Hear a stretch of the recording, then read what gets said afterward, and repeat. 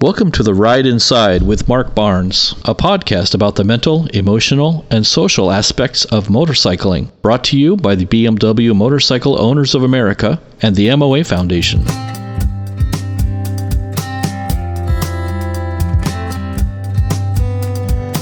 Mark Barnes is a clinical psychologist and motojournalist with decades of experience in both fields. But nothing in this podcast should be considered a way to diagnose or treat mental illness.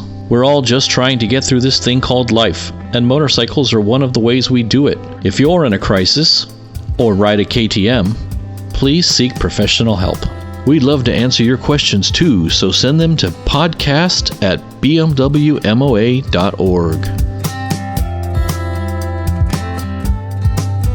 Hi, you're listening to The Ride Inside. I'm Mark Barnes, and this essay is entitled, Just My Imagination. No, not the 70s super hit. I'm talking about my actual imagination running away with me. I'm a creative guy.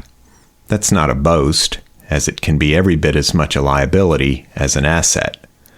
A mind churning out endless possibilities can solve problems in ways others might not consider and allow foresight others might not possess. It can also generate tons of nonsense that ends up distracting, confusing, and frightening me needlessly. I've always wanted the job of idea man, that mythical position in old black and white movies. Apparently, big city businesses used to pay such employees huge sums of money just to come up with new ideas, no follow-through required. Maybe there was an imagination shortage back in the day. But if someone were foolish enough to pay me by the idea, I'd be obscenely rich, even if it were only a penny each for my thoughts. As usual, the idea for this column came to me on a ride. I was cruising down a multi-lane highway and found myself behind a flatbed truck carrying an assortment of machines, scrap metal, and furniture. A few things were sloppily tied down with rope, but the driver trusted gravity to hold most of it on the unfenced platform. As soon as I got a good look at this disaster waiting to happen, I immediately changed lanes, then passed to get completely out of harm's way. But not before this intermediate step. I automatically visualized various items from that payload sliding off the back of the bed and tumbling toward me at lethal speed. In a split second, my mind's eye beheld numerous scenarios, with various objects breaking free, individually and in combination. These were vivid, elaborately detailed visions, including the grand finale of a chair hurtling at eye level, one of its legs ultimately stabbing through my visor. Alarming imagery, for sure. It provided plenty of motivation to take proactively evasive action. As dramatic as these flashes were, they didn't arouse the terror that would accompany any such events in real life. I registered the danger as though noticing a crosswalk warning. There was a moment of heightened alertness, several reflexive changes in speed and direction, and the whole thing was over. The only lingering remnants were brief disdain for the carelessness of the truck's occupants and a mental note about how vigorously my imagination had exercised itself in such a fleeting time frame. I was reminded of times I've awakened, looked at the clock, fallen back asleep, and dreamt some epic saga, only to awaken again and discover only a few minutes had passed. The dream had seemed to last for hours. Mental time and clock time are not the same. In this example, my imagination, while arguably overwrought, served a valuable function. It alerted me to consequential possibilities and did so faster than the speed of normal thought. I did not survey the scene in front of me, wonder about what might happen, consider the odds, plan out a strategy, and then execute a logically reasoned course of action. Instead, everything was efficiently contained in an image. It's true, a picture is worth 1,000 words. I reacted to the image, in this case an unnecessarily redundant series of images, without thinking, as it was all so utterly obvious, no conscious processing was required. When navigating my living room, I don't stop and think about how to walk around the couch. I simply do it. So it was with the flatbed truck. Something similar happens when I see a stack of objects precariously balanced on a shelf. My imagination automatically streams a video clip of those things toppling to the floor in response to the slightest provocation, and I reorganize them into a more stable arrangement. When working in my garage, I'm often peppered with images of what could go wrong. The Murphy's Law app in my brain is forever running in the background and broadcasting notifications.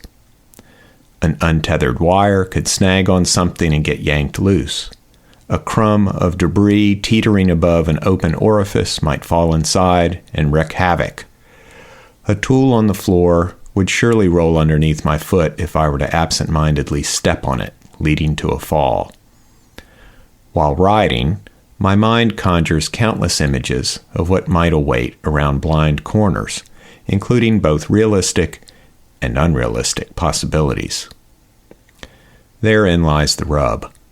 While it can be invaluable to foresee problems before they happen, the imaginative process doesn't necessarily factor in probabilities. It's too busy coming up with ideas to evaluate each one's merit. Hence, anticipatory visions of loose gravel or an oncoming vehicle straddling the center line, things commonly encountered on one of my favorite twisty roads, can prompt prudent choices of corner entry speed and lane position. But it would be absurd to brace for impact with a bear around every bend. Though I really did once come around a mountain switchback to find a bear crossing the road, this was, so far at least, a once-in-a-lifetime anomaly. Needless to say, the surprise encounter left an impression, despite the extremely lucky lack of physical impact, and it's frequently reprised by my imagination, despite its minuscule chance of happening again. This particular image is easily dismissed, but a host of others can torment me, detracting from my riding pleasure and performance, rather than enhancing them. A variety of traction-erasing surface contaminants are the most plentiful hobgoblins. It's good to be vigilant for oil on the road where I might plant a foot when stopping at a light. It's also wise to be wary of dark patches in the road ahead, knowing they could be slick fluid or slippery tar. Of course, they might also be completely harmless shadows, but better safe than sorry, right? Maybe. On one hand, avoiding predictable peril should be top priority. Safety first. On the other hand, this can be taken to such an extreme, it begs the question why I'd ride a motorcycle in the first place, regardless of all the risk mitigation measures I might take. ATGAT, rider training, etc. And it could reduce my safety by spooking me into erratic maneuvers. Every time I approach an intersection, I imagine surrounding traffic making catastrophically bad moves. I could end up refusing to enter the fray on the basis of such fantasies, but then I'd have to worry about being hit from behind. Likewise, dodging every dark spot in the road would result in a weaving path doubtless more likely to end in a crash than rolling through a puddle of almost anything. In the case of the intersection, my calamitous visions compel me to cover my controls, scan for escape routes, and basically ride as though I'm invisible to nearby drivers. When suddenly confronted with a splotch of black on the street, I shift into ultra-smooth mode and avoid braking, turning, or accelerating while traversing the unknown substance instead of swerving around it. What I described is healthy enough, but here's the rest of the story. I can conjure a multitude of additional images in rapid-fire succession while approaching any corner, blind or not. I easily imagine an invisible film of silt that could cause an instantaneous low-side crash. I've seen it happen, though only once. I can also recall watching a riding buddy go down because he hit a patch of diesel fuel that blended in perfectly with the shade from an overhanging tree. He wasn't heeled over, dragging a knee, but just happened to somehow arrive at exactly the wrong angle. I witnessed this in my mirror, having rounded the same bend in an arc only inches different than his, never even noticing the fuel as I passed it. I may have even ridden right over it. Replaying a scenario like this isn't as absurd as fearing Godzilla might pop out from behind a roadside bush, but it would be ridiculously impractical to enter every corner expecting my tires to slide out from under me. Whether my imagination works from memory or forecasts new threats based on extrapolation, an overabundance of scary images can be a real problem, one that could easily cause more trouble than any of the quote-unquote foreseen hazards. Excessive worries are distractions from the mental tasks essential to safe riding. They create physical tension that interferes with good technique, and they certainly preclude the fun riding is supposedly all about. I've often felt envious of the blissful ignorance of some new riders.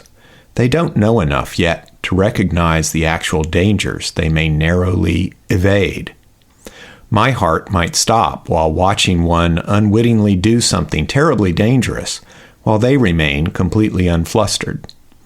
Obviously, there's a serious downside to such naivete, but I would love to ride free of the potentially crippling awareness of all the bad things I've seen, read about, heard others describe, and know are out there somewhere, waiting to ruin my day, my bike, and my body.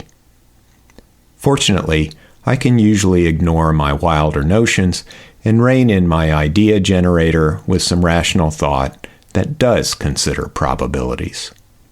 However, the most effective remedy involves repeatedly refocusing on the routine tasks and sensations of riding. As in meditation, it's virtually impossible to empty the mind of unwanted thoughts, but it's not too hard to displace them with an alternative target of attention. That may mean resuming focus on the breath or a candle flame, perhaps 100 times during a meditation session. On a motorcycle, it means occupying our minds with smooth control inputs, thoughtful line selections, proper posture, and strategically distributed muscle tension and relaxation. When imagination becomes a liability instead of an asset, we must replace the abstract with the concrete. Not coincidentally, this is also the way to invite a state of flow, as opposed to the fragmented or paralyzed state of overthinking.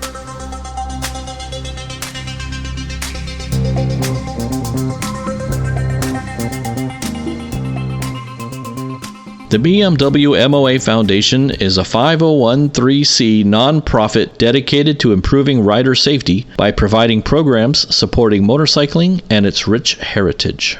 The Foundation's mission is built to provide and promote programs for first-time riders, with an emphasis on youth, women, and families, and to support a variety of educational and training programs related to safe motorcycling. The Foundation has two prominent programs, the Paul B. Scholarship and Safe Miles.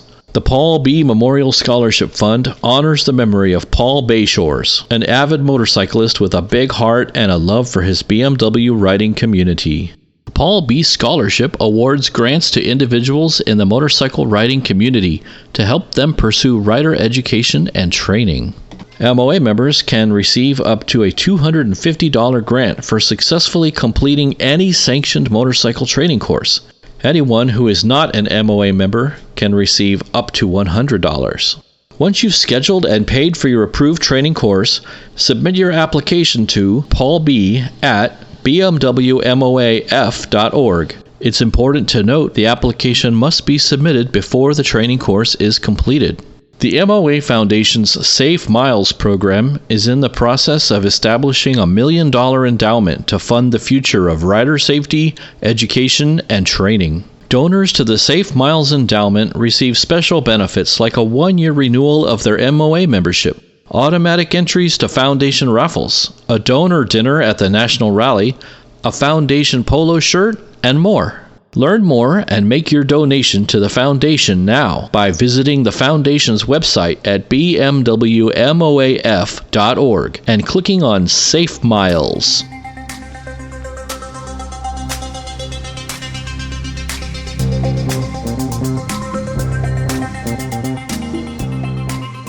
We'd love to answer your questions too, so send them to podcast@bmwmoa.org. Visit our website at therideinside.com to listen to every episode of the podcast and read more of Mark's writing on various motorcycle-related topics.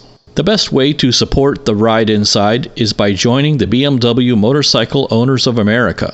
Yes, it says BMW right in the name, but we absolutely do not care what bike you ride. We know what's most important. The MOA is all about the community of riders, not a single brand. You can join as a digital member for $39 a year, or as a traditional member for $49 a year. The biggest difference is digital members don't get a hard copy of the monthly magazine in their mailbox. They access the BMW Owners News online. Each membership supports digital offerings like The Ride Inside, as well as everything else the MOA does. Find out more at bmwmoa.org. Ride along with us on the internet. The MOA and all its digital productions are on Facebook, Twitter, and Instagram. We'll see you out there somewhere on the road, or off it. Ride safe.